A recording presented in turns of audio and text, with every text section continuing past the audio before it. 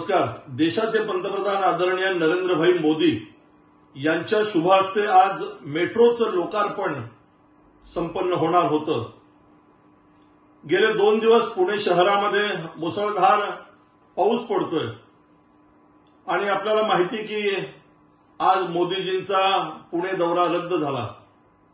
महाविकास आघाडीचे काही विघ्नसंतोषी मंडळी आज या विषयावरती चर्चांना उधाण आणताना दिसत आहेत।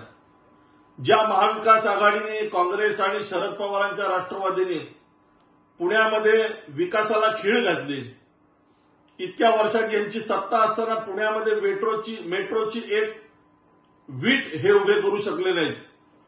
पुण्यामध्ये उड्डाण पुलांना यांनी विरोध केला आणि आज हे असं तत्वज्ञान पाजळवत आहेत की या ठिकाणी मोदीजी आले नाहीत तर आम्ही मेट्रोचं लोकार्पण करू। मला या निमित्ताने सांगावंसं वाटतंय की मोठ्या मुसळधार पावसामुळे मोदीजींचा दौरा जरी रद्द झाला असला तरी कदाचित प्रशासन या विषयामध्ये निर्णय करेल, कदाचित ऑनलाईन पद्धतीने उद्घाटन होईल किंवा पुन्हा एखादा त्यांचा दौरा निश्चित होईल, परंतु केवळ राजकारण करायचं।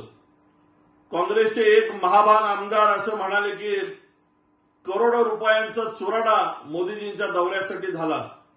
यांच्या नेत्यांनी आयुष्यभर करोडो रुपयांचा भ्रष्टाचार केला आणि हे आता मोदीजींच्या दौऱ्याबद्दल अशा पद्धतीने चुकीची विधानं करतायत।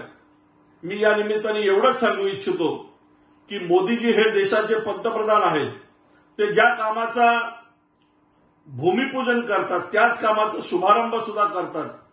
विकास पुरुष असणारे मोदीजी पुण्यामध्ये येणं हे आपल्या सर्वांसाठीच अहोभाग्य आहे। त्यामुळे मोदीजींचं पुन्हा एकदा स्वागत करायलाही आम्ही सज्ज आहोत। धन्यवाद। आमची व्हिडिओ बातमी आवडल्यास लाईक, शेअर आणि समांतर चॅनलला सबस्क्राईब करायला विसरू नका।